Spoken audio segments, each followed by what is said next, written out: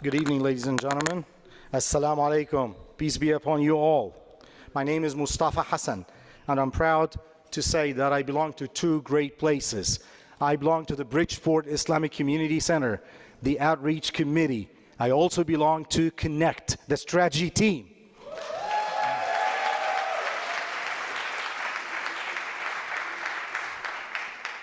Today I'm here to celebrate with you the recognition and the inclusion of Eid holiday into the Bridgeport public school calendar. All right, thank you. We all did it together. We all did it together. I want to tell you this. Eid is the Muslims' holiday, comes after the holy month of Ramadan, a whole month of fasting from sunrise to sunset, a month of learning, perseverance, and self-control. I'm proud to say that our school children were the ones who led the efforts of educating the members of the Board of Education in Bridgeport about the Eid and its importance to the Muslim community. After 2 years of organizing and building power, the Eid holiday was proudly added to the district's holiday calendar by the Bridgeport Board of Education. Eid is now recognized next to Christmas, Hanukkah, and other holidays that we Americans celebrate together.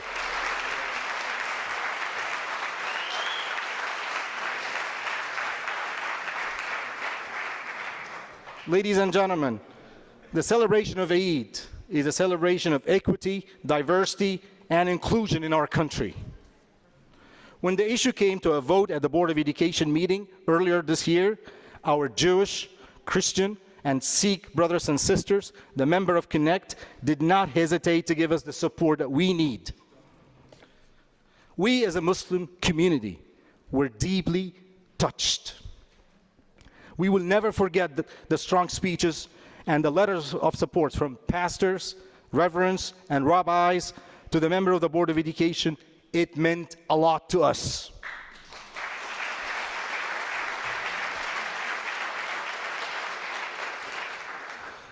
I personally believe that CONECT is a phenomenal role model for this example. Despite of our differences, our diverse members firmly determined to work together for the common good and the shared values of our faith. We're proud to be part of CONECT. Thank you. Finally, CONECT is sending a strong message to politicians, lawmakers, and the state of Connecticut that diversity, equity, and inclusion are what make our community and our state strong and great. Thank you very much. Thank you.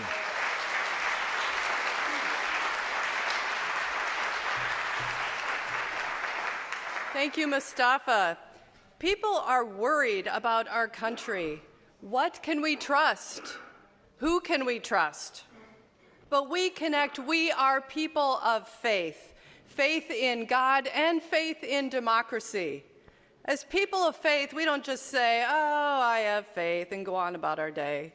Yes, faith gives us hope, but our faith compels us to act, to, in the Jewish tradition, tikkun olam, to repair the world. In Islam, adela iktamaya, to bring about social justice. In Christian traditions, to bring about the kingdom here and now. And in the Sikh tradition, ikankar, one divine for all and belief in goodness for all, sarbat dal bala, driven by upholding equality, justice, and love. Yes, CONECT, we are a people of faith in action. Mustafa just shared the power of 2 years of collective action to obtain recognition for the importance of Eid for the students in Bridgeport. Our member congregations have been in action since January, listening to the stories of challenge and struggle that weigh on people's hearts. 24 congregations held 130 house meetings with 1,029 people. Small groups of people worked diligently over this past summer, breaking those problems down into actionable issues that we can take action on criminal legal reform, mental health, and education. And this afternoon, CONNECT, we continue to be a people of faith in action. We are bringing these stories and these issues to our candidates for public office to hear their views and ask for their commitments to work with us should they be elected. We know that democracy requires full, active participation, and we are here.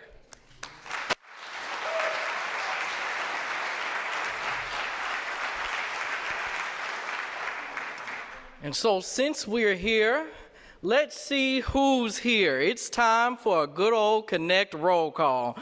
So we're going to call now on our Zoom chair first, as our in-person will now prepare. We call on Reverend Horace Huff to hear who's online.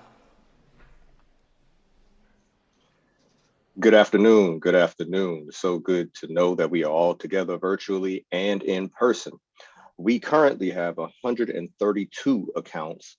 3, 4, if I count the waiting room. So we have great support. The organizations that are represented fully online right now are Calvary Baptist Church in Norwalk, Connecticut, along with St. John's Episcopal Church in Bridgeport, Connecticut. We have many, many others, and I don't want to slight them. So I'm going to let those of you in person take care of the rest. Thank you.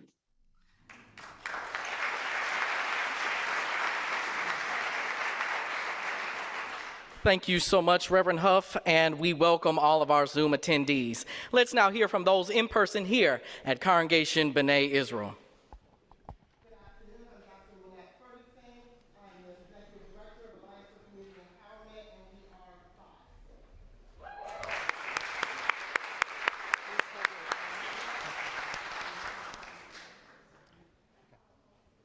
Good afternoon. I'm Rabbi Ita Paskine from Congregation Bethel in Norwalk, and we are 7. Good afternoon.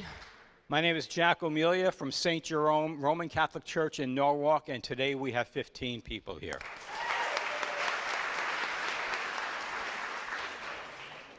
Good afternoon. My name is Richard Pierce. I represent First Baptist Church of Milford, Connecticut, and we have 10 members present this afternoon.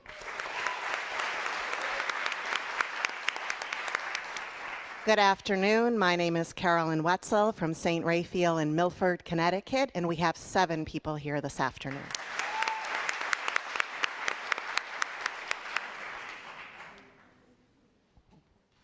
Good afternoon. My name is Tom Flynn. I'm representing the Council of Churches of Greater Bridgeport, and we have 5 members here today. Hello all, I'm Deborah Tangarone from Spring Glen Church in Hamden. We have 20 here today.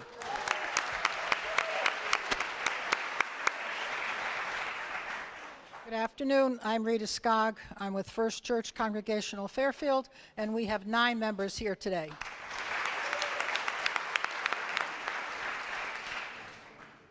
Good afternoon, everyone. Representing Bridgeport Islamic Community Center, and we have over between 30 and 40 people in person and online.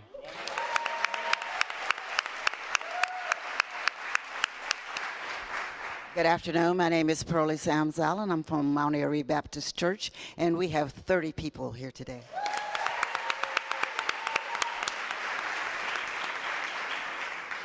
Good afternoon. My name is Jeff Hopper, and I represent the United Church on the Green in New Haven, and today we have 15 members joining.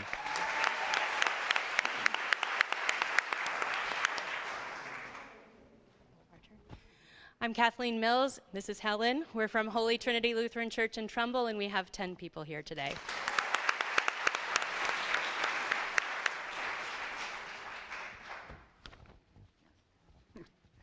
Good afternoon. I'm Rita Weiskopf from Temple Israel in Westport. We have 38 people.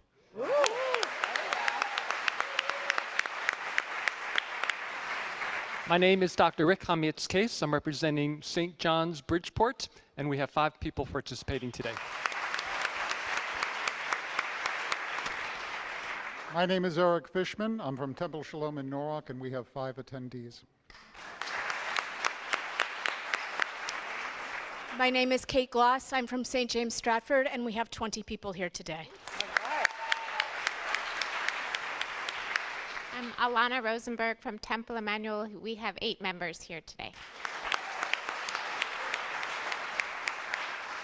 Hi, Kathy Wyant here from St. Paul's Fairfield Episcopal, and we have 11 members here today. Hi, Reverend Iona Smith Enzi, pastor of the historic Bethel AME Church here in Bridgeport. We have 13 members today.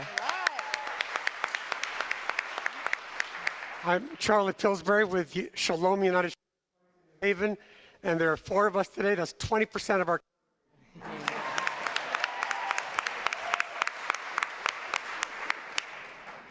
Good afternoon. My name is Denise Armstrong Rose. Hear he, hear he, hear he. Community Baptist Church New Haven is here with Philippe Andel and 27 jubilant members.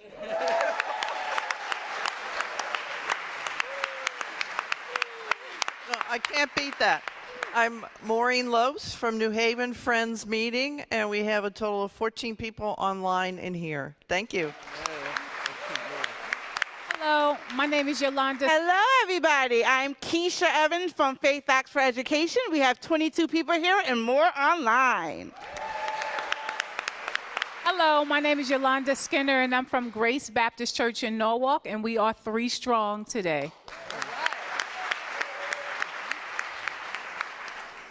Hello, I'm Pam Miller from the Unitarian Society of New Haven in Hamden, and we have 53 people here or online.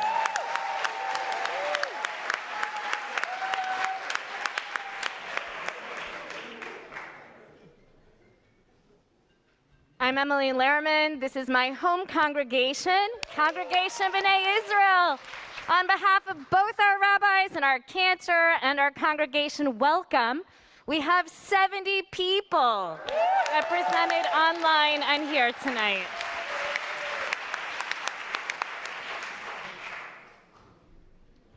Good afternoon, everybody. My name is Marco Iliescas. I represent St. Rosa of Lima from Meriden.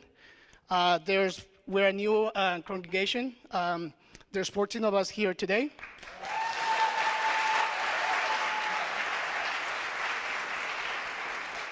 We believe in organized power and organized money.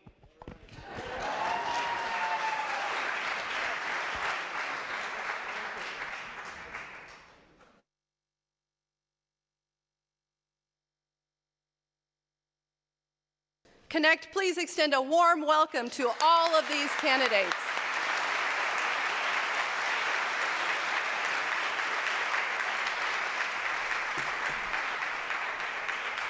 CONECT, we are so grateful to have confirmed all 6 of our statewide candidates for being here today, and we are grateful to you, CONECT, for being here today. This candidates assembly is a concrete demonstration of the best of what democracy can be. After all, it is possible to bring people and candidates together to listen, to learn, and to engage with each other civilly. It is possible to acknowledge and respect differences of opinion, to speak truth to power and to build power, and to stay in relationship to positively impact the challenges that people face every day in our great state. And it is possible for people of faith to have a healthy public life that makes a positive difference through the vehicle of democracy. People only have faith in democracy when they see it actually working. So as people of faith, I can think of no better exemplars. And we declare that this shall be done in our sight today. Amen? Amen. So this afternoon, we focus our issues, the issues we've heard from our several months of House meetings. We bring the issues forward with stories, explanations, and proposed actions. We will begin with candidates for Secretary of State and Treasurer. We have 1 question and 1 issue that will be directed to the candidates for each position. Each question will require a yes/no answer. After giving a yes/no answer, each candidate will be given 2 minutes to offer remarks. We have 3 issues to bring to the gubernatorial candidates. 1, criminal legal reform. 2, mental health. And 3, education. Stories and explanations for all 3 issues will first be presented by our CONECT leaders. Mr. Stefanowski will then be invited to the stage to respond with a clear yes-no answer to each issue question. He will have 60 seconds to elaborate on each answer if he chooses. Mr. Stefanowski will then have 3 minutes for additional remarks. We will follow the same process for Governor Lamont. We will ask all of our candidates for office at the end of their final remarks if they will commit to a working relationship with CONECT should they be elected. All candidates have been briefed on this format, and they are aware of the questions that they will be asked. There will be 2 timekeepers who will keep the candidates and all of us to our allotted times so we can move through our very full agenda on time. Our timekeepers are Mr. Kenny Foscue and Ms. Cindy Zuckerbrod.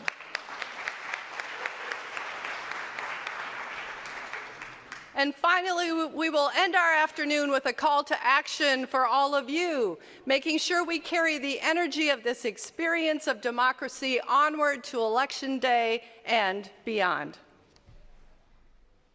So to help keep our attention and to hold ourselves and our candidates accountable, there is a chart in your agenda packet today where you can track each candidate's clear yes or no answers. And there are some ground rules that we'll be using today so that we can get through our ambitious agenda on time. I need some crowd participation today.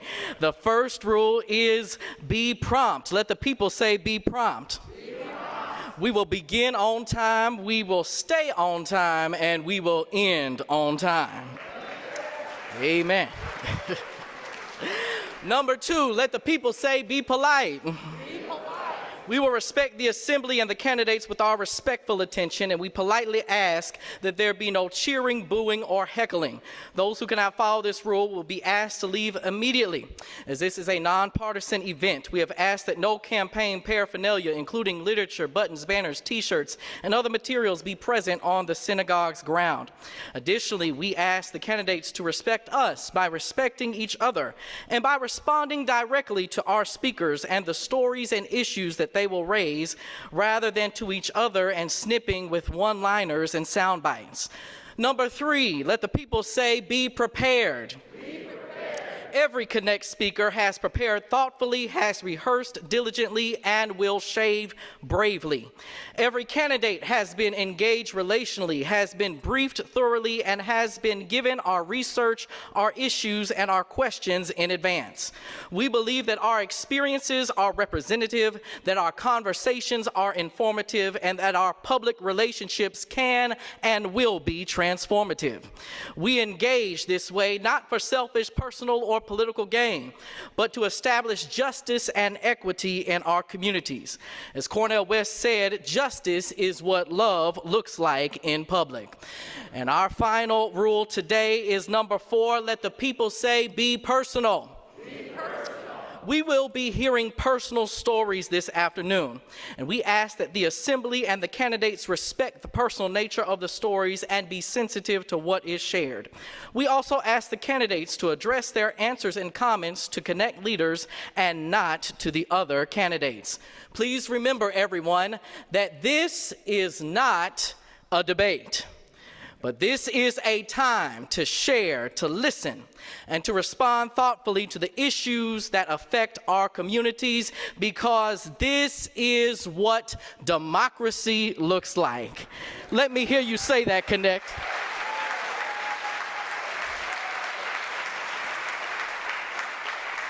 Let's say that together. This is what democracy looks like.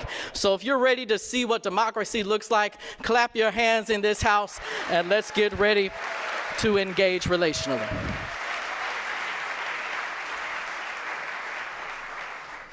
We are ready for our first set of candidates. For Secretary of State, the issue of early voting. We invite Ms. Lurleen DeVos to come forward.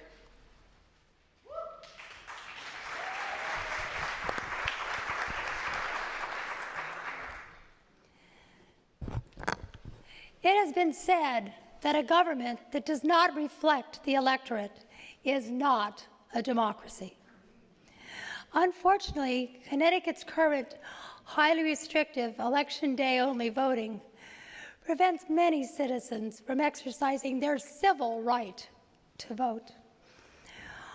Our state is one of only 4 that doesn't allow the early voting that provides the flexibility that many voters need.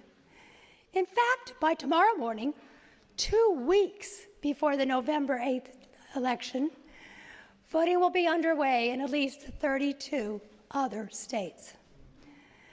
Essential workers, people with disabilities, single parents, folks caring for the sick and the elderly, and those relying on public transportation are among the many negatively affected by our current election day only voting process. This restrictive system disproportionately impacts communities of color and low-income communities. It suppresses their voices and the opportunity to have their issues meaningfully addressed.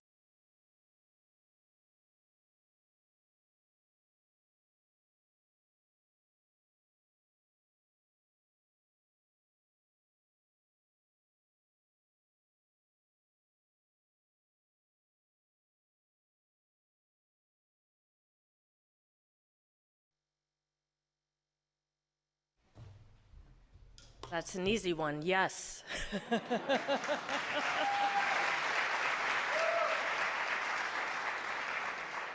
know you're serious about time. I represent the American dream, poor family background offset by hard work. I've been managing people since the age of 16. I have a master's degree in management, and after rising from intern to company president for a nonprofit fundraising consulting company, I eventually started my own successful firm working for the nonprofit community. In 2017, I got more involved in Norwalk, where I live, learning how our political process works, and more importantly, who sits at those tables. I ran for state representative after deciding that those who can, must, and cannot sit on the sidelines and point a finger. I was elected in 2020 and currently serve as vice chair of our elections committee in Hartford. In that role, I was proud to co-sponsor and help shepherd many reforms the past 2 years, getting this early voting referendum on the ballot, restoring parolee voting rights, passing automatic voter registration, expanding the reasons by which we can vote absentee, and more. But there is still much work to do. I'm running for Secretary of the State because I believe in transparency and efficiency in government. I believe that our business community needs fewer impediments to help them thrive. And I'm running because for a reason that I heard no one talking about, civic education and civic engagement. We've done ourselves a disservice in this country by teaching people that voting is their only civic responsibility. Our representative form of democracy requires active participation the other 364 days of the year. I want to teach young people and adults how to do better, vetting candidates, how to make their voice heard after Election Day, and to understand the laws that govern the process. Only with intentionality will we finally achieve a more perfect union. Thank you. Thank you. Representative Thomas. Representative Thomas. David, just one more quick question for you. Thank you so much for your remarks. If you win the November 8th election, will you commit to a public working relationship with CONECT and agree to an initial follow-up meeting with a team of CONECT leaders within your first 60 days of office if elected? Another easy one. Yes. Thank you.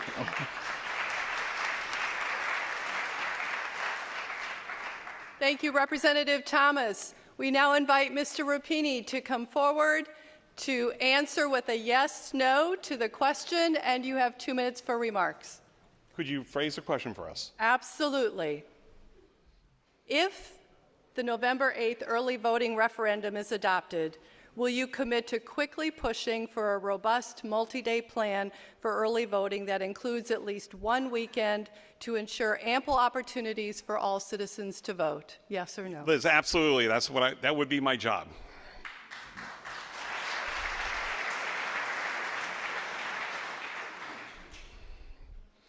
And you now have up to 2 minutes for remarks. Thank you. So, ladies and gentlemen, my name is Dominic Rapini. I come to this campaign and to this office with over 3 decades of experience in technology, business, and since 2019, I've done the hard work and I've rolled up my sleeves and worked on Connecticut elections to understand the realities of Connecticut's election process. You know, working at Apple for the last 26 years, you know, one of the things that is very important to understand is that we don't win all of our arguments.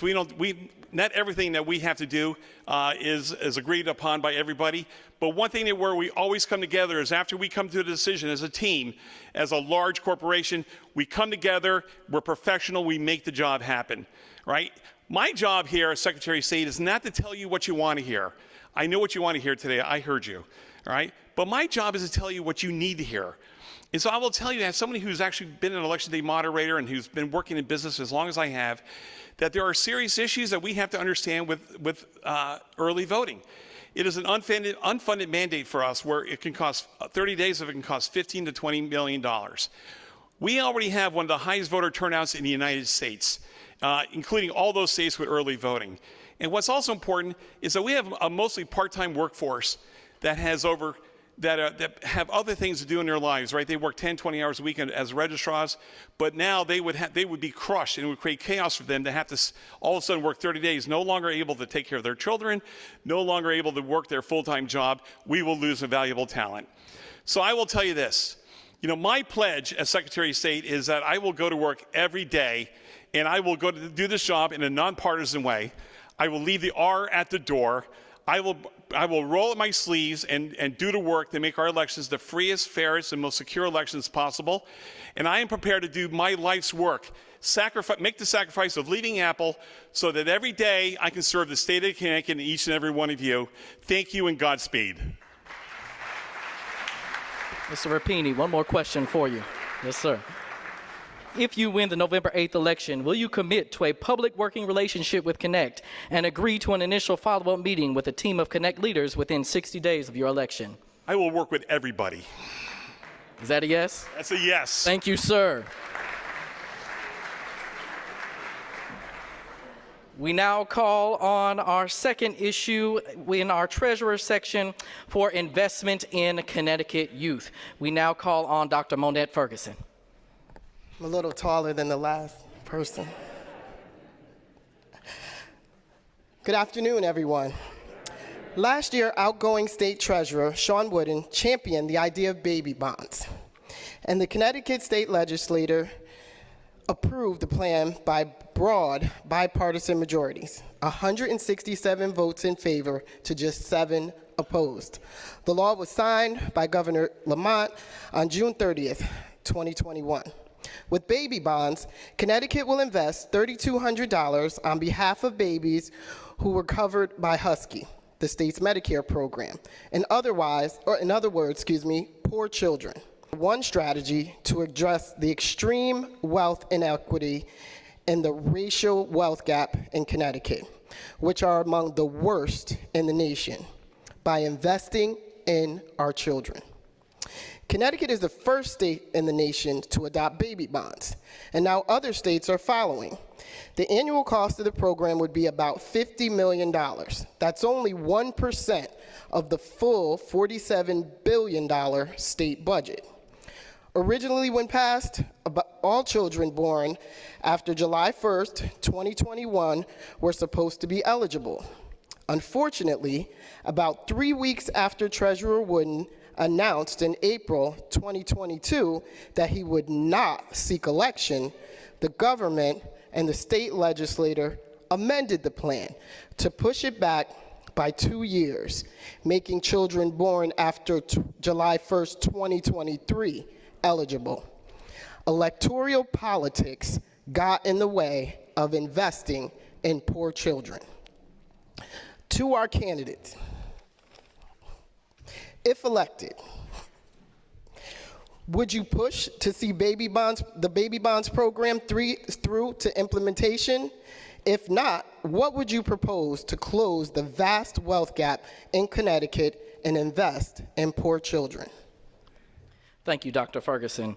Again, unfortunately, received a call this afternoon that Representative Aurora is ill and unable to be with us today, and we pray for his speedy recovery. He did send a written statement that we can provide if you're interested on the way out.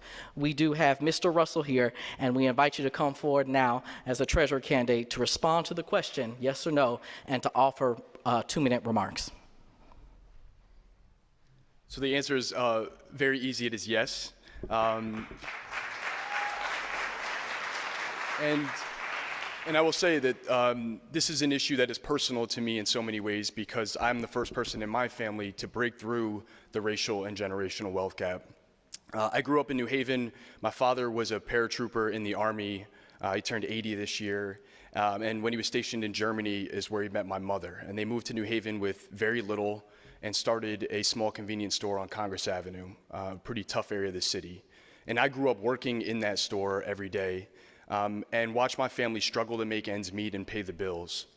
And it was through their hard work and sacrifice that I had the opportunity to get a good education and be the first in my family to graduate from college and then law school here in Connecticut. And I know that it is an unlikely story for me to be standing on this stage today, but there's nothing that sets me apart from so many of my peers growing up other than having that little chance and opportunity. And so looking at baby bonds, this is a huge opportunity to provide that hope. It's to provide those resources and chance at building something bigger.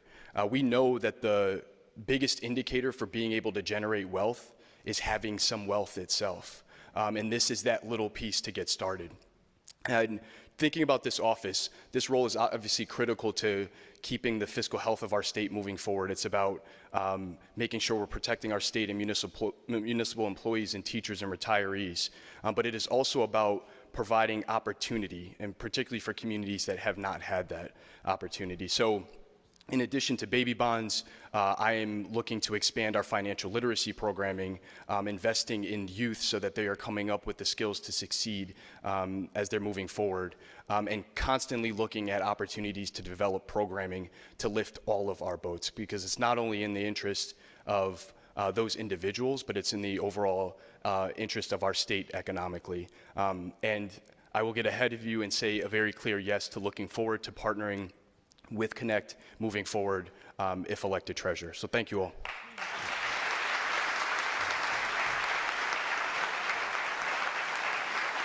Thank you very much, Mr. Russell. Thank you for your response to both of those questions. We now invite Mr. Mustafa Hassan and Ms. Deborah Tangarone forward to speak about our Friends of CONECT appeal. Good afternoon. I'm Deborah Tangarone from Spring Glen Church in Hamden, and I am honored to co-chair the Friends of CONECT campaign with Mustafa Hassan of the Bridgeport Islamic Community Center. It was great to hear the roll call earlier and to welcome St. Rose as our newest member. Our dues base is solid and growing, but CONECT cannot thrive and grow on dues and foundation grants alone. If we hope to keep growing our power by deepening our work with our current member congregations and institutions, and by broadening our work to include more congregations and institutions, we need to grow our organizing capacity. That takes organized money. That's why we need your help. As the co-chair of the Friends of CONECT, our annual campaign for individuals donors, I'm excited to announce that as of tonight, Sunday evening, we have over $43,000 in contributions towards our goal of $125,000 for the year 2022.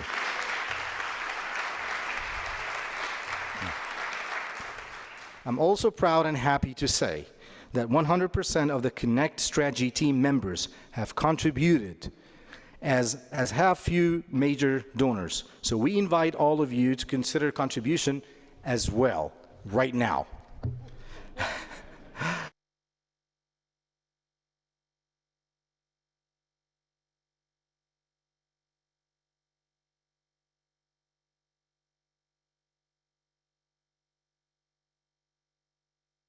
We have to give folks a little time to do so. And so I want to encourage you even now, as Mustafa has said, go ahead and pull out your agenda, hold them up in the air. Let me see all the agendas in the air. All righty? Let me see your phone in the air too. Come on, put your phones up. Now scan the QR code and we'll give you just a few seconds, amen, a few seconds to give to our Friends of Connect campaign. We truly are making a difference in this state, and we are so excited about everything that we're going to be able to do because you are doing your part to help build our collective power.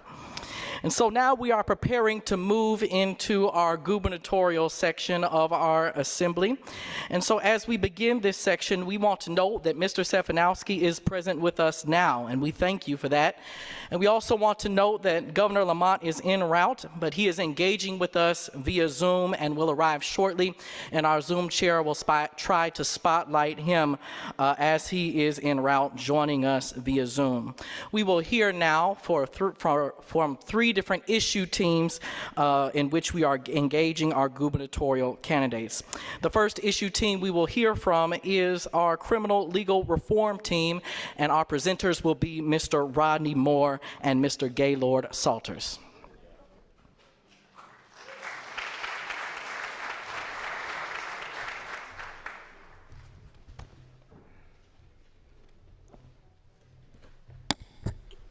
Good afternoon. My name is Rodney Moore, Tri-Chair with the Criminal Legal Reform Team with CONECT. In my work with New Haven Healthy Start, out of the Community Foundation of Greater New Haven, I work with incarcerated fathers who try to and help them get back into the lives of their families, and also work with them to try to be a contributor in their communities. Now, for me, this assembly brings us full circle from the last time we were together in 2018. 4 years ago, CONECT talked with our communities, all of you, and we were heard from that criminal records were holding members of our communities back from getting good jobs, getting good housing, and higher education, and much more. We met with experts and we researched the issue. We started the Clean Slate campaign. We invited candidates for governor to assembly just like this and asked whether they would support Clean Slate. We found legislative champions in Senator Winfield and Representative Strapson, and great allies like the ACLU, the Greater Hartford Interfaith Action Alliance, Qatar, and many others, who all agreed that Clean Slate was a good policy. After a hard-fought 3-year campaign that CONECT led, you can give me some,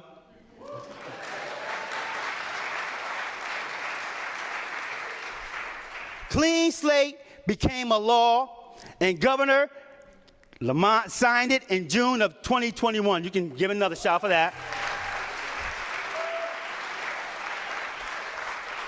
But that was just the beginning. Our Clean Slate is the best in the country, but it still leaves people out who should get a chance at a better path in life. When we see how Clean Slate works to lift people up, we'll ask ourselves, why didn't we do it more in the first version of Clean Slate? Now, just around the corner, Clean Slate will begin to be implemented, and we need our state leaders to support the implementation process because thousands and thousands of people in Connecticut and Connecticut as a whole will benefit from Clean Slate if Connecticut implements it the right way. That will take commitment, management, and oversight. So this afternoon, we asked our state leaders again to support Clean Slate because our communities need it and demand it. It's time that Connecticut do away with second-class citizenship that hold people's back after they have served their time. Now at CONECT, we are committed to doing our part to seeing Clean Slate through. So to help those who might be eligible navigate the process, we have collaborated with the Narrative Project to create a Clean Slate website. The website can be found at www.cleanslatect.org. I'm going to say that again, www.cleanslatect.org. So please share that website with your friends, your family, and your network. Now, with that, I'd like to introduce to you the author, Lord Mr. Gaylord Salters.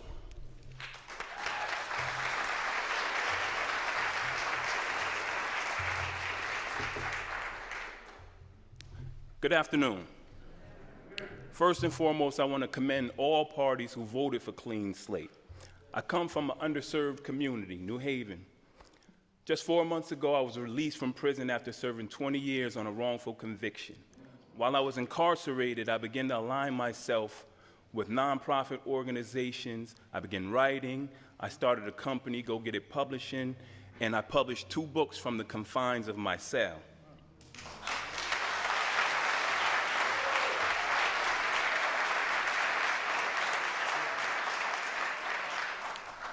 I also graduated Goodwin University's entrepreneurial program. And I did these things because I needed to provide an opportunity for generational wealth for my children, and I needed to set myself up so that when I come home, I would have a way to sustain myself. Since being home, I realized how much of a burden I still carry just because I'm a convicted felon. And I say all that to say this. There are real-life implications attached to the successful implementation of Clean Slate, including economic advantages that will be available for many underserved individuals in this state. Today, there are many restrictions on individuals who have criminal convictions on their records, whether felonies or misdemeanors. We lose out on lucrative opportunities because of things done long in the past. As a published author, I personally feel the impact of how prior convictions have limited my opportunities both here and abroad. For example, just last month, over 100 organizations have reprinted the story of my book and my personal story on their personal platforms here and abroad. 12 of those organizations were from Canada, but I may not be able to capitalize on the jobs that will follow from those opportunities simply because I'm a convicted felon. So, I want to say, I don't see Mr. Governor Lamont, but I would like to ask Mr. Stefanowski, will you commit to $3 million of funding over 4 years, $750,000 a year for a Clean Slate implementation office to prevent the people who are eligible for Clean Slate from falling through the cracks? That is a question that I would like to have answered at the proper time. Thank you.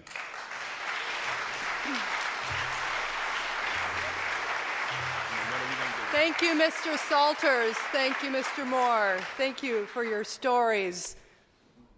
Thank you for your question. We will hear the responses from the candidates in a few moments.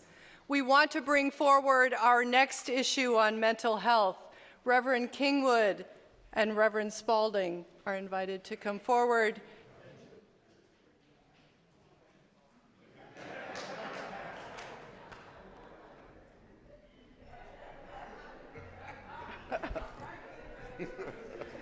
Good afternoon.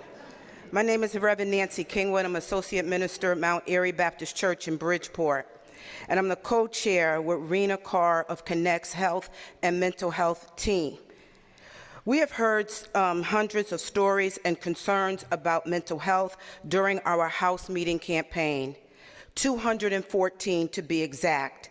After years of pandemic disruption, isolation, loss, and stress, this crisis is no longer quiet or unmentioned. But the truth is, we have a huge unaddressed mental health and trauma issues in our communities for years. COVID has just made them more visible. Now let's hear an example. Good evening, everyone.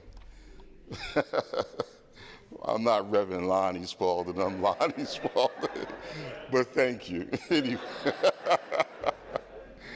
I'm from Mount Airy Baptist Church, and I want to speak a little bit about trauma.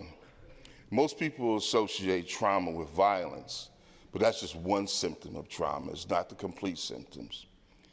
Trauma occurs in people's lives at different times and different places. Sometimes just turn on the news, walking outside your door, just even going to the movies, trauma can happen. My first form of trauma is when my mother died when I was 7 years old. I developed abandonment issues, a little bit of anger. And being at that young age and growing up in New York, wasn't facilities that were available to address such a trauma at that young age. So at that age, I put on this mask, okay? I started wearing a mask. And this mask continued to stay on me. As I grew up in New York, I began to put on other masks. Grew up in New York, you had to be cool, you had to be tough, you had to be strong. Because of that, I led to trying to be that guy in the streets, trying to be cool. So I began to put on other masks. Those masks that I put on led to me getting into trouble at a very young age. And I arrived in the juvenile detention center. And then there, I had to put on a real mask, be tough. And there wasn't counselors. There weren't anyone to talk to about how scared I was. You know, so when I came out, I had this mask. You know, I had this mask that I wore because now I am this tough guy. I perceive to be this tough guy. So I believe that because of a male, we were taught to wear a mask because at a young age, most men are taught not to cry. You know, when you get into something that hurts, not to cry. Even though you know it hurts, you don't cry. You keep it moving. When I discovered the Black Men Resiliency Group, I'm gonna keep running for a second. When I discovered this group right here, I found out that there was men that were in similar circumstances as myself. There was men that had grown up in similar circumstances, that experienced similar things. And in this group, I learned to trust. I learned to speak about things, and I learned to be able to find answers. So I began to put these masks down one by one. I put them down to the point where I could be able to deal and talk with people. Now we're asking the candidates now to provide a safe, comfortable environment for people, men, to learn to be able to go to a place and be able to express themselves and get rid of trauma. Thank you for your time.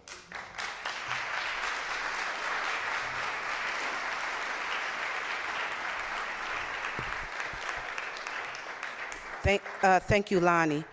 While the crisis requires many solutions, CONECT has started working with a number of allies, one in particular, important piece that is missing here in Connecticut, providing safe and appropriate places for police, non-police responders, and family members to take loved ones in an acute mental health crisis.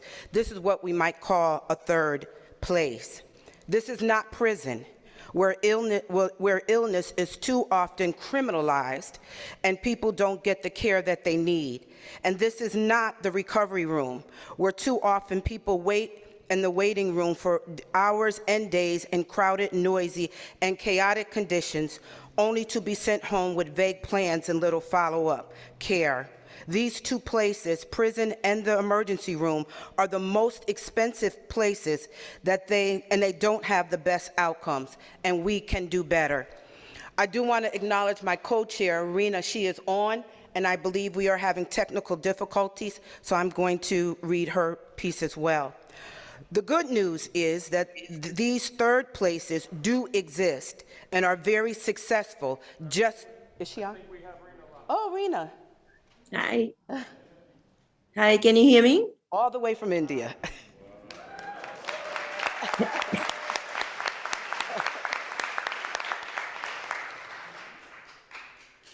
Hi, can you hear me? Yes. Okay. Hi, my name is Reena Kaur Arora, and I'm from Sikh Gurdwara in Norwalk, Guru Tegh Bahadur Ji Foundation. And thank you for giving me time and opportunity from here. Hello from India. So good news is that the third places do exist, and they are very successful, but not here in Connecticut. Crisis stabilization centers staffed with psychologists, psychiatrists, and social workers are up and running in Cleveland, Chicago, and Virginia, and elsewhere. Another model which is peer-run respite centers, they also exist in New York State, Massachusetts, and 12 other states. Peer respite centers are run by people who have lived with mental illnesses and now have been trained and certified to help others with mental illnesses. It's time that Connecticut invest in these type of innovative third places to help our communities address mental health crisis in more humane and effective way. We believe that this investment will work with law enforcement easier to help reduce the criminalization and harm that too often results without them. Thank you. Thank you, Rena.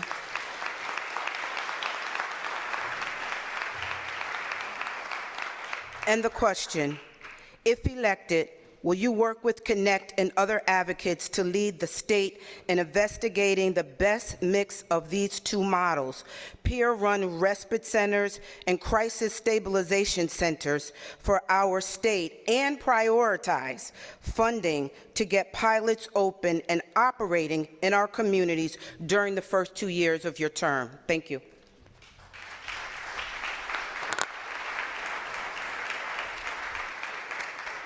Thank you so much to our mental health issue team. Our next issue we will be hearing about is education funding from Miss Melanie Lee of Mount Airy Baptist Church, and we'll hear 2 stories from Sister Janice Williams of Community Baptist Church via video and Miss Jessica Rodriguez of St. Rose. Good afternoon.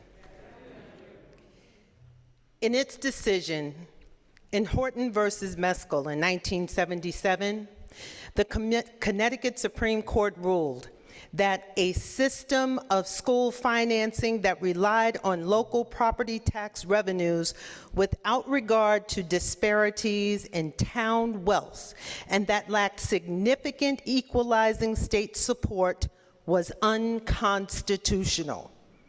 45 years later, we have seen many plans and formulas come and go, but very little real progress. With 169 different municipalities in the state of Connecticut, schools are at the mercy of a complex and inequitable educational funding program, weighing too heavily on local property taxes. This impacts students, parents, teachers, and communities across Connecticut, creating massive, disturbing disparities. Today, Connecticut spends $713 million more to educate white children each year than we spend to educate children of color. That's not just unconstitutional, but unacceptable.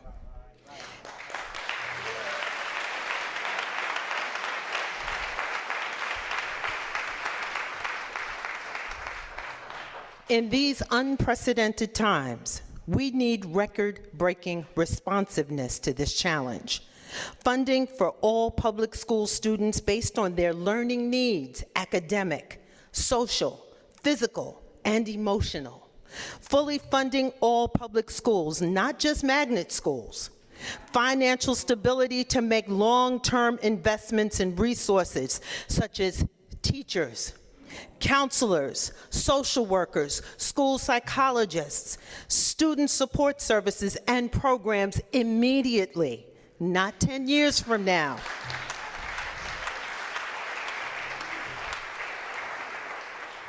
And securing the funding necessary to close the gap made by the pandemic pit of student achievement in math and reading.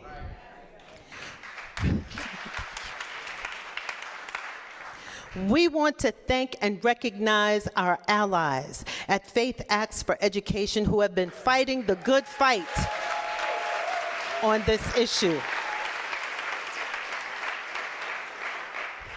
We want to thank them for the good fight on this issue for years now. We're excited to have you here with us today and to join you in this critical struggle. Now, let's hear from 2 mothers about how these disparities in funding affect their children.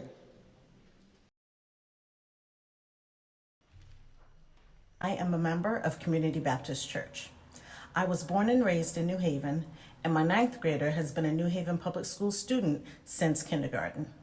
My son Jason attends one of the city's comprehensive high schools in the morning.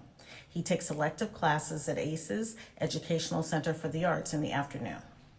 He began high school with 6 core classes on his schedule, but he started the year with only 3 teachers. I brought this to the attention of my son's guidance counselor on August 31st. She, in turn, passed my message along to the school principal. The principal explained that the issues with my son's schedule were due to the nationwide teacher shortage. While I understand this fact, the response was unsatisfactory. He was not positioned for a successful launch to his high school experience. After repeated follow-ups, my son's schedule was full by September 26th. The nationwide teacher shortage is disproportionately impacting the schools in New Haven and other urban districts. Qualified teachers are paid more in other districts. Additionally, our principal, who happens to be new to the school, is without key administrative staff support. I even offered to help in the office as a volunteer or as a short-term contractor. I have relationships within city government and district administration that may have hastened getting my son's schedule filled, but not every parent is in the position to advocate for their student in this way. Connecticut boasts Education Week's 2020 report ranking Connecticut schools in the top 3 in the nation, but that statistic is misleading, with so many wealthy towns that surround our urban districts struggling to get students to grade level proficiency. I don't know a parent or engaged citizen in New Haven who is not concerned about the education of our children. Thank you.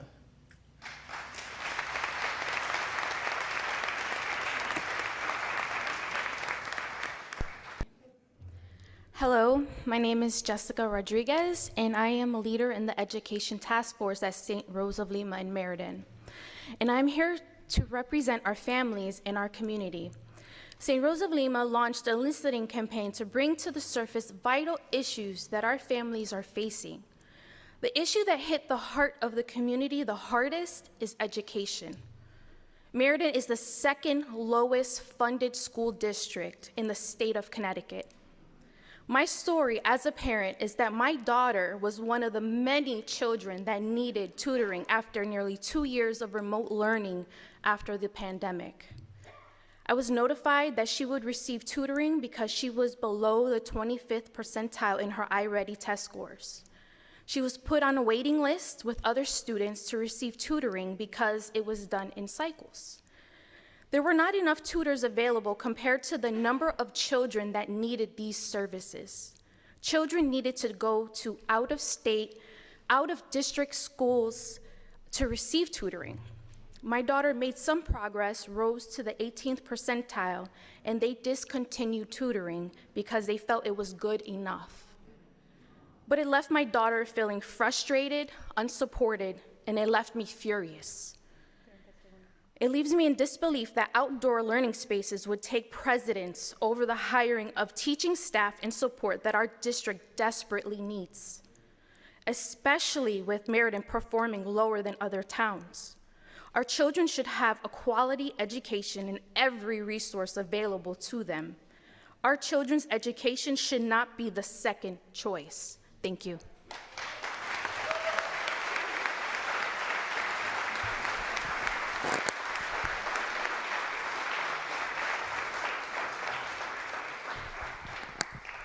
So after hearing all of that, my question is, if elected, may we count on you to lead the charge in fairly and fully funding our school systems now with at least $250 to $275 million to assure that we can make a seamless transition from COVID relief funding to student-centered investments that will meet the needs of all Connecticut public school students promised some 45 years ago? Yes or no?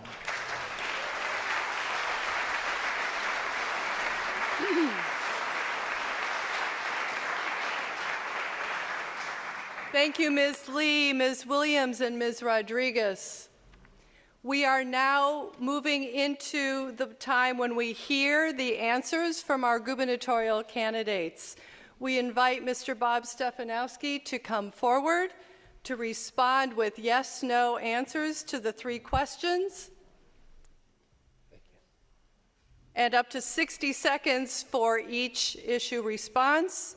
Mr. Stefanowski will also have an additional 3 minutes to offer remarks. I now invite Mr. Salters to come forward to ask the question on criminal legal reform. All right, on criminal legal reform. Thank you. So with respect to criminal legal reform, Mr. Stefanowski,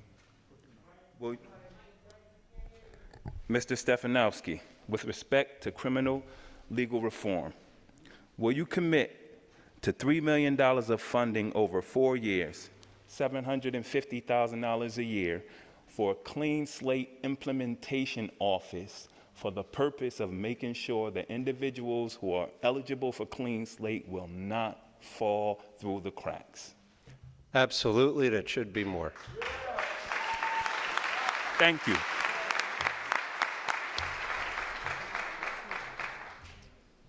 We now call on our mental health issue team leader, Reverend Nancy Kingwood, for the mental health question.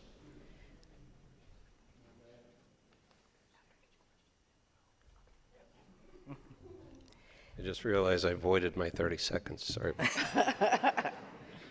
If elected, will you work with CONECT and other advocates to lead the state in investigating the best mix of the 2 models we explained, the peer-run respite centers and the crisis stabilization centers, for our state? And this was a big thing for us, prioritize funding to get pilots open and operating in our communities during your first 2 years in your term. Absolutely.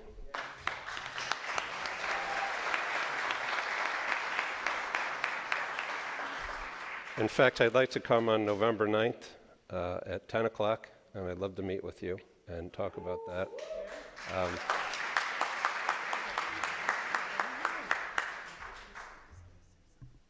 This 30-second rule is tough, but let's go to the next question. If elected, may we count on you to lead the charge in fairly and fully funding our school systems now with at least $250 to $275 million to assure that we can make a seamless transition from COVID relief funding to student-centered investments that will meet the needs of all Connecticut public school students that was promised some 45 years ago? Yes or no? Yes, and I may use 90 seconds.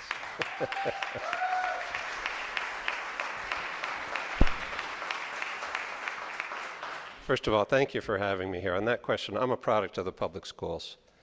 I grew up on the corner of Dixwell Avenue and Pond Street, 3-family house. I was in the bottom floor. My grandparents were in the middle floor. And we had crazy Southern Indian college students on the top floor. I still remember the parties. And I remember when my dad came to me, he said, "Robbie, we're going to move to North Haven." I said, "Why?" And he said, "I went to Hill House. Your mom went to St. Mary's, and we're going to try to get a better education." I didn't want to move. Talk about affordable housing. We moved into a $25,000 house in North Haven. And this is not a sob story. I have 3 older sisters. My bedroom was a closet, a walk-in closet, thank you, which was fine until I passed 6 feet. I had to curl up my legs to sleep there. But my point is, number one, people shouldn't have to leave where they live to get a quality education.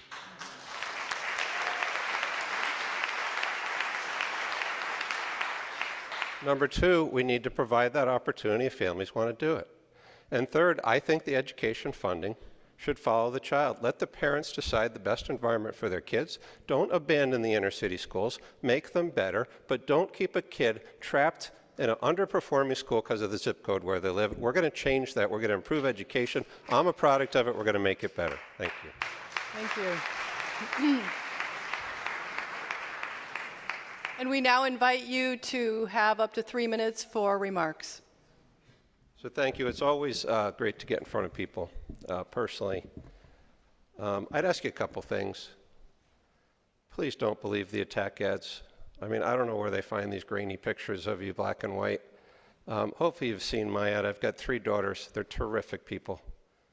I'm a product of Connecticut. I'm a product of the public schools.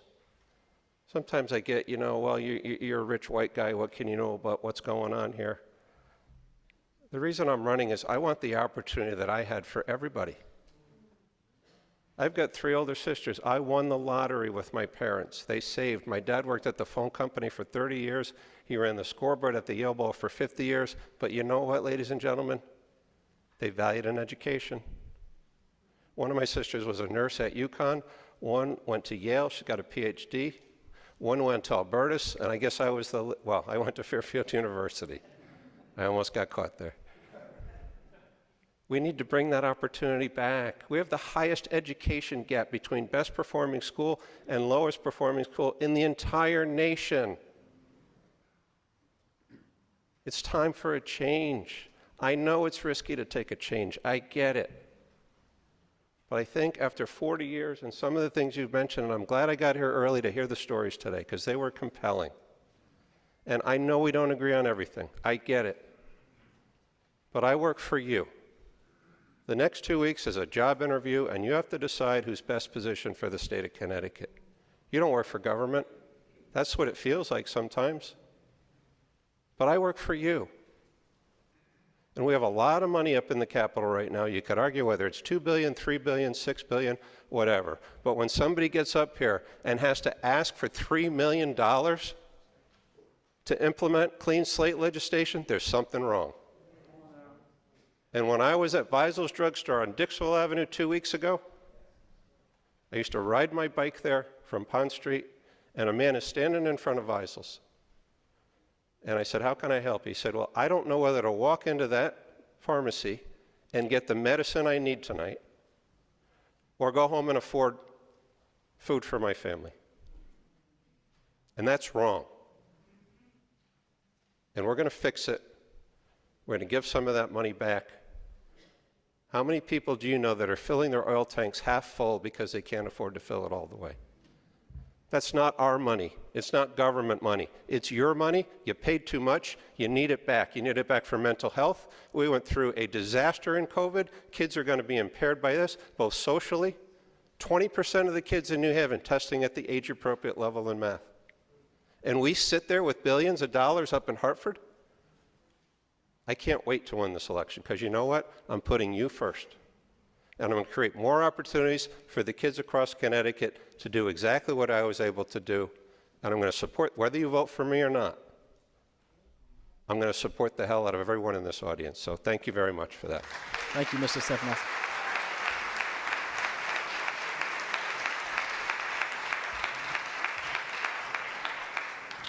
One final question for you, Mr. Stefanowski. Thank you for your participation Always that last today. question, that's the tricky one. We appreciate the meeting that we had with you in preparation for today's assembly. So if you win the November 8th election, will you commit to a public working relationship with CONNECT and agree to an initial follow-up meeting with a team of CONNECT leaders within 60 days of your election? Absolutely. I believe it's 2 weeks from Wednesday, November 9th. I will be wherever you want me to be at whatever time you want me to be. Thank you. Thank you, Mr. Stefanowski.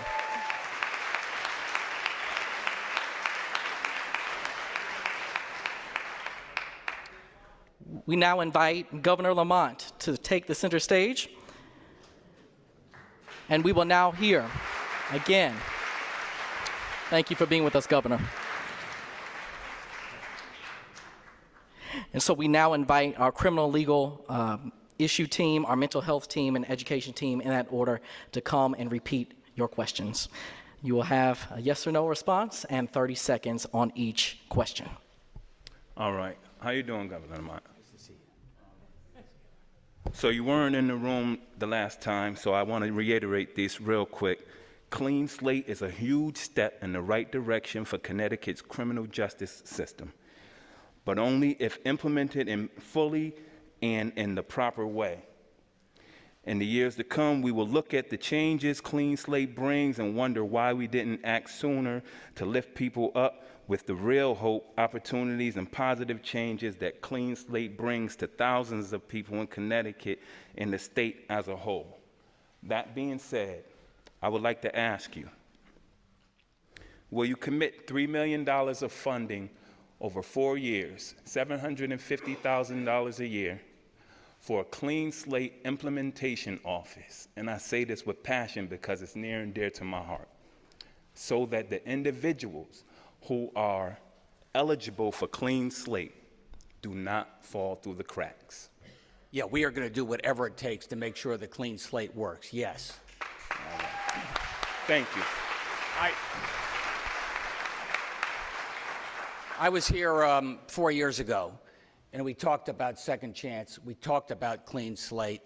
One of the first things I did when elected, went to Cheshire Prison, and I saw what it meant for these kids to get that second chance and opportunity. You can't get it if you're sitting around with that on your slate.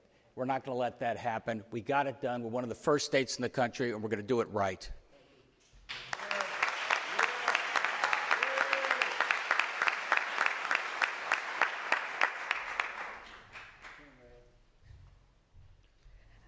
Governor, if reelected, will you work with CONECT and other advocates to lead the state in investigating the best mix of the two models that we presented, and I know that you were on Zoom, for peer-run respite centers and crisis stabilization centers for our state, and prioritize funding to get pilots opened and operating in our communities during your first 2 years in your term? Absolutely, and we already are. I'll just say, coming out of COVID, I thought these kids, a lot of them had fallen behind. We got to get them up to speed. We got to make sure about learning loss. And we found out really quickly they were not necessarily ready to learn. They needed a shoulder to lean on. They needed some support. That's why we made the biggest commitment to mental health in the history of the state. And as you point out, that's pilot programs. I want to work with CONECT. I want the very best type of programs. Sometimes as a counselor, sometimes as a coach, sometimes it's a shoulder to lean on, sometimes as peers and friends. Help us lead the way. We've got the resources to do it together.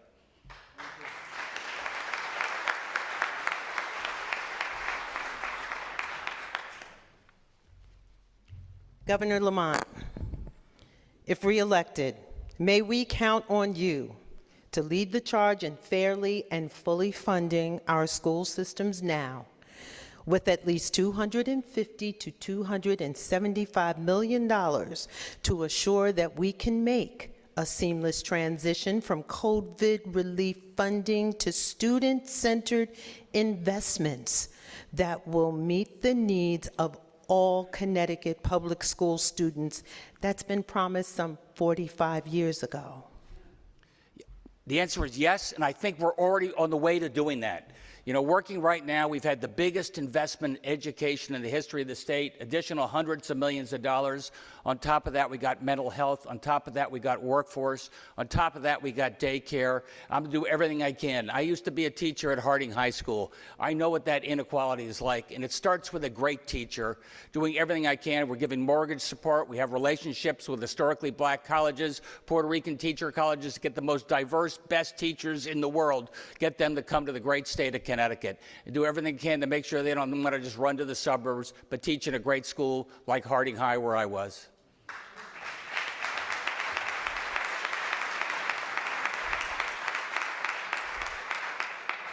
Thank you so much, Governor Lamont, for your responses, for your engagement, and for your commitments this afternoon. We now invite you for remarks for up to 3 minutes. Thank you. Yeah, we will stay in CONECT. I can tell you that, just like we did after the last 4 years, just like we did on Clean Slate. It's a matter of not just promising things, but delivering on your promise. Look, we went through COVID hell over the last 2.5 years, and we got through it because we worked together. We worked together as one, and we realized more than ever the words, we're all in this together. Because if you don't have health care, if you don't have education, if you don't have primary, if you don't have a vaccine, it's unsafe for you and it's unsafe for everybody. So this is why we have a renewed emphasis upon opportunity for each and every one of our people. That's why what I've done in the last 4 years, really focused on the most family-friendly state in the country. I mentioned what we're doing, making sure there's a nurse there before your child is born, after your child is born, making sure there's paid family and medical leave so you can spend a little time with that baby when born, give him or her the very best head start in life. Speaking of Head Start, the expansion of daycare and childcare and infant care to give those kids the very best chance. This is what we've done, and this is what we will continue to do. Thank you. I got to say to the religious community, thank you. When it came to getting through COVID, we needed you to convince people how important it was occasionally to wear the mask, to get tested, vaccinated. And because we are the most vaccinated, least infected state in the country, thanks to each and every one of you, our schools were the first to open. Nothing more important than that. And we got our teachers back and got those kids back in the game. I think that was incredibly valuable. And now it's a matter of making sure, for the first time in my life, and I'm a little older, I've been around for a while, we've got 100,000 jobs out there ready to be filled. Ready to be filled by the kids I used to teach at Harding High School, and a lot of the young people in your congregations, or some of you looking to make a changing career. We've got that extraordinary opportunity. I'm going to give them that chance. I'm going to give them the startup capital if that's what they need. I'm going to give them the workforce training if that's what they need. But I want to make sure that our young people stay in the state of Connecticut, know this is a place of opportunity, regardless of background, regardless of zip code, regardless of race, color, or creed. We want you here. And nobody understands that better than the faith community, each and every one of you. A whole variety of different faiths working together as one. I like to think that's the Connecticut story. We celebrate our diversity. We know we're stronger for it, and we're just getting started. My name is Ned Lamont, and I approve this message. Thank you, everybody. Governor Lamont. Yes. Already said yes. You have said yes. And we thank you for, Governor Lamont, we thank you for our ability to work with you and meet with you during your first term. Just to make sure we've all got it, if you are reelected on November 8th, will you commit to a public working relationship and agree to an initial follow-up meeting with a team of CONECT leaders within 60 days of your election? Just like last time, yes. Thank you very much.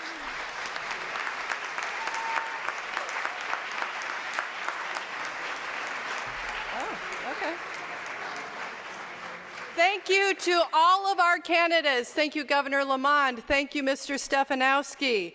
Thank you, Mr. Rapini, Representative Thomas, Mr. Russell.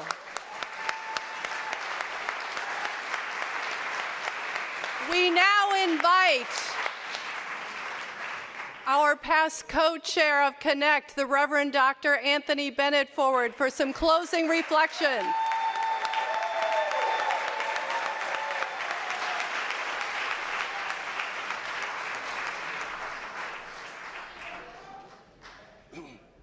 So, they have given me 30 seconds.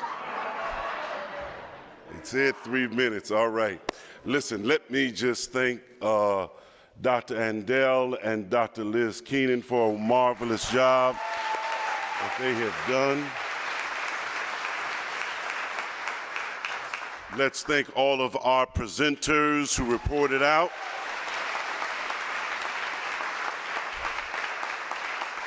Let's thank our fine organizers, lead organizer Matt McDermott. Let's thank God and all of our organizers.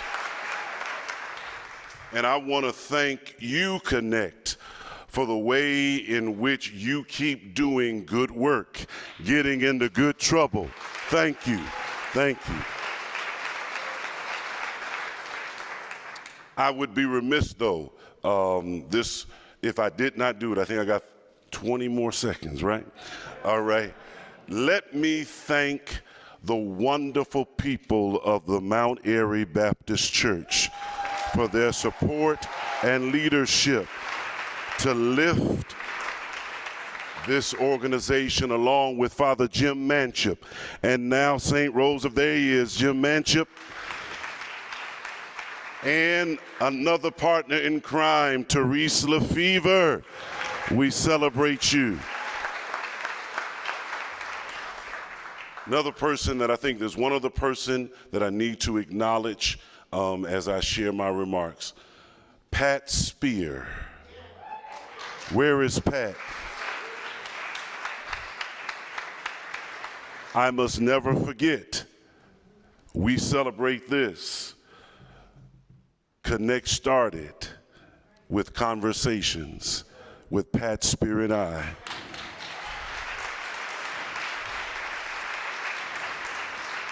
Sharing our frustrations, our fears, and look at it. More than a decade later, we are all here. Thank you.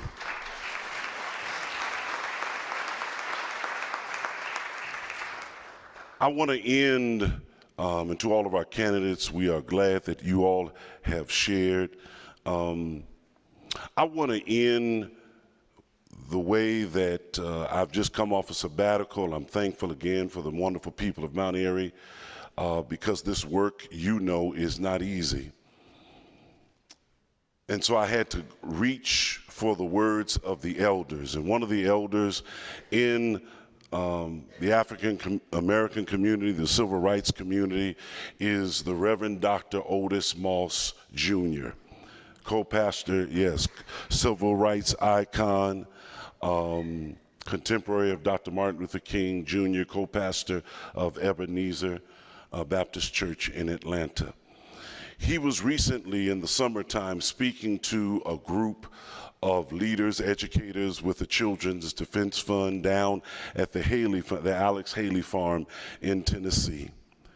And it was a part of the morning meditation that he wanted to challenge and encourage all the wonderful millennial persons and all the seasoned persons who were there to learn how they could advocate and speak up on behalf of children. It is the organization that Dr. Marion Wright Edelman founded, an international organization. Dr. Otis Moss Jr. lifted up a New Testament scripture, Christian scripture, that said, "Let us not be weary in well-doing, for in due season we will reap if we faint not." He shared this, and what he shared with us was the context that we are in right now, the present day.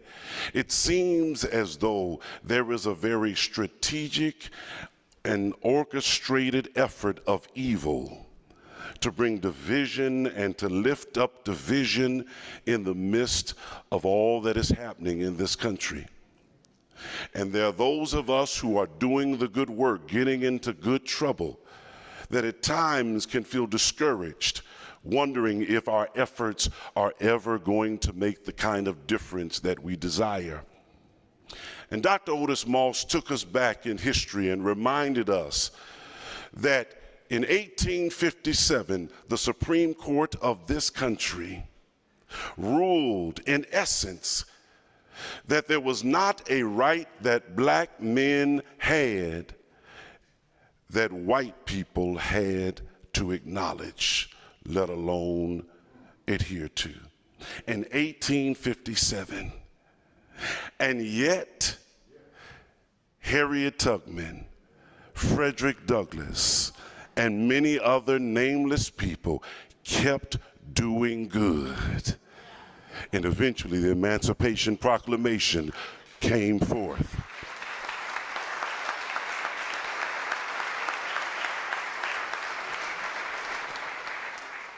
Dr. Moss challenged us when he said, those of you who are waiting for evil to move in order for you to do good or back up, he reminded us there was never a time in American history where evil was not present.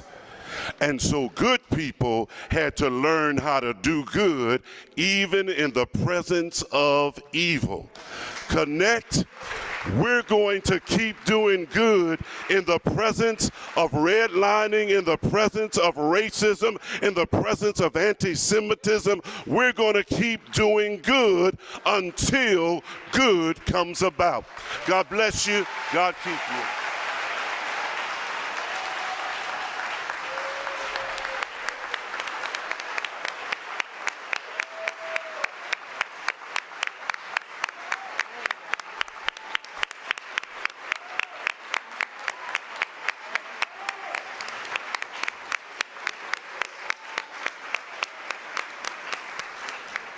We thank God for our founder, none other than the Reverend Dr. Anthony Bennett of the Mount Airy Baptist Church, the best church on Frank Street is what they tell me. Thank God. It's the only church on Frank Street. Thank you so much, Dr. Bennett, our founder, as well as Father Jim Manship, our other co-founder of CONECT. God bless you, Father Manship.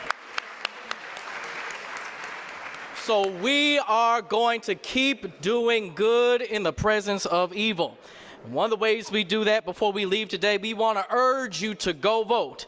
If you're not registered, you can do that today on your way out. There is a table there in the lobby for you to register, and we encourage you to encourage all of your congregation to vote on November 8th. And more opportunities for good trouble. The other QR code on your agenda is to get engaged in one of our issue teams: criminal legal reform, mental health, and education. If you want to get trained about how to do organizing in your community, watch your email for the trainings coming up next week and in November. Guests, we invite you to join with us. Please reach out to our organizers to learn more about becoming part of this good work. And to wrap us up today, we want to celebrate 463 people, 315 in person, and 147 on Zoom.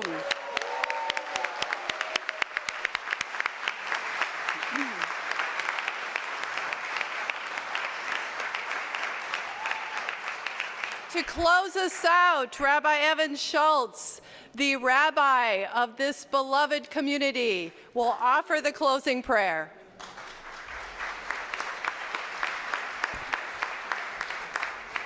Good afternoon, Connect. I just thank you all so much for being here this afternoon. It speaks for all of us at B'nai Israel. Such an honor to host this assembly, so thank you, thank you, thank you. In just a moment, I will offer a closing prayer to our gathering here this afternoon. I just want to invite us to take a moment to receive all that we have heard and learned this afternoon.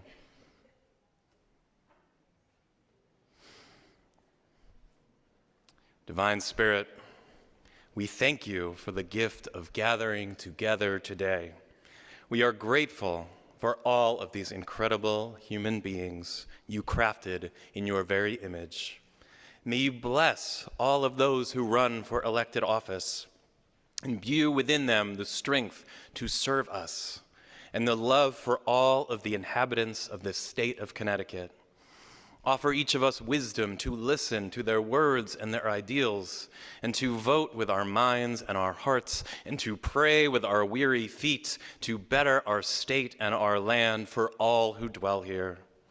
May all of us who volunteer and organize through CONNECT be inspired to continue this work of faith and action, hand in hand, listening to one another's stories and believing in the power of partnership and partnerships that highlight the best of organized power. May we all be emboldened by one another and the teachings and traditions of our sacred faiths to do this work on the ground that you so tenderly crafted with love and with care.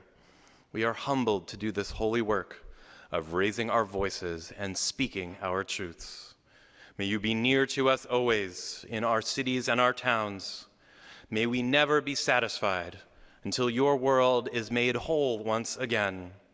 Let us be strong, and let us always strengthen one another. And together we say, Amen.